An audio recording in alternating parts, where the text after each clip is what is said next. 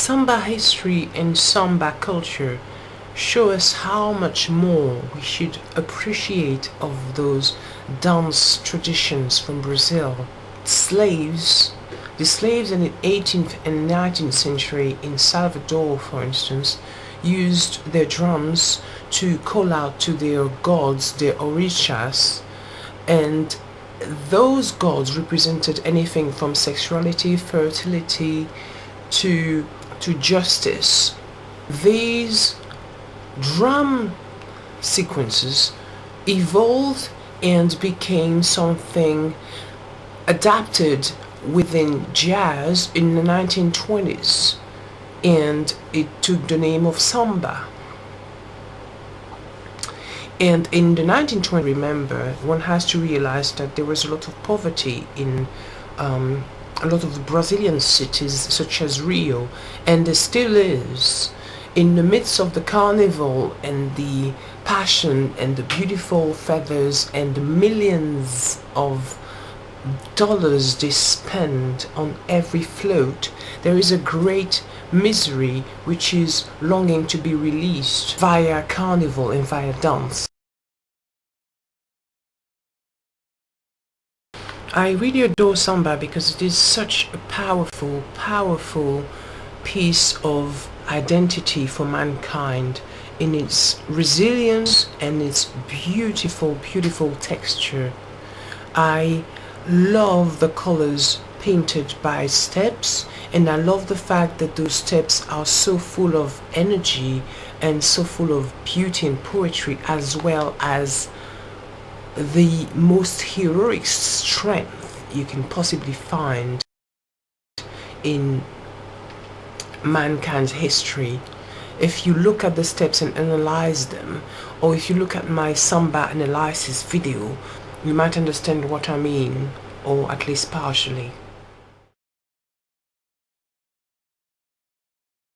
As I was talking about the poverty and the favelas earlier, there is also incidentally a video on my channel about the City of Gods movie, which is full of raw edges and raw reality checks about how people actually live and how in Brazil the children handle machine guns in those favelas. Not all of them, but some of them, and it's absolutely horrifying. Samba, of course, carnival and samba have this electrifying potential of lifting people from the ground. Really, they are massacred by poverty and prostitution, drug addiction on a daily basis, and get to breathe during carnival, or looking forward to carnival, or during the year they dance for a living.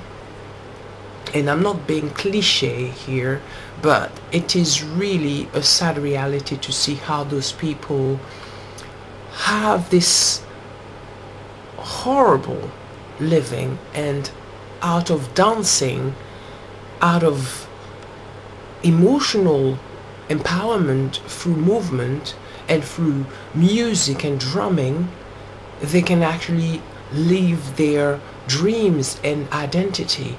And we're talking the real flash dance here.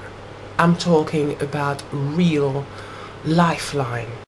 The schools, the samba schools, which organize carnival floats and groups and spectacles for each Sambadromo parade on a yearly basis, also create enredos, which are songs for every school every year. They also come up with a theme every year, and it will come from a lot of artistic inspiration, as well as the history or the history of the school, a lot of nature.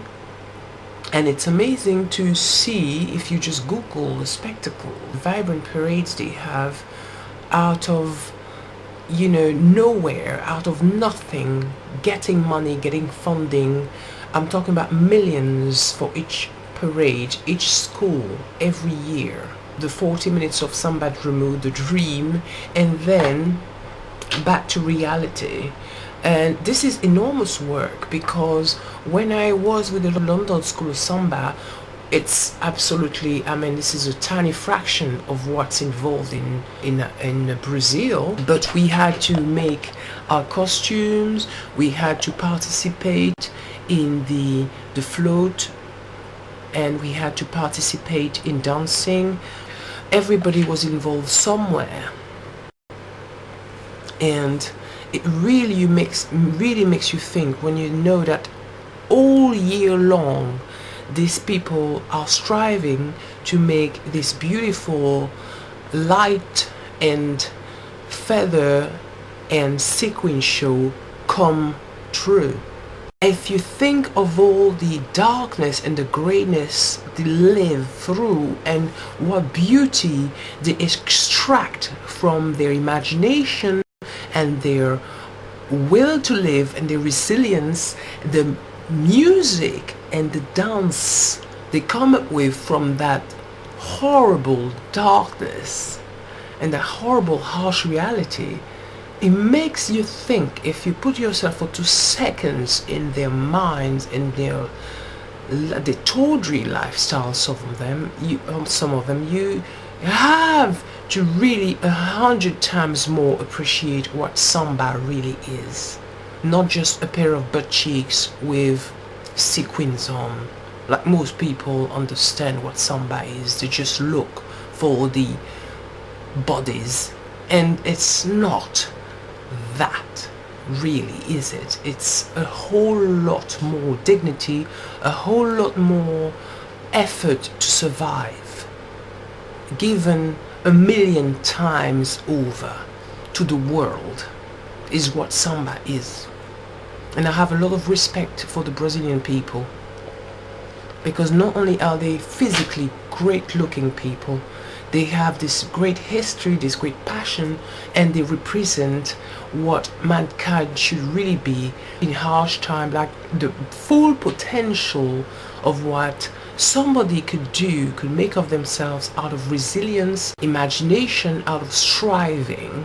They really are the epitome of that excellence in mankind, that potential of blowing up beauty out of darkness.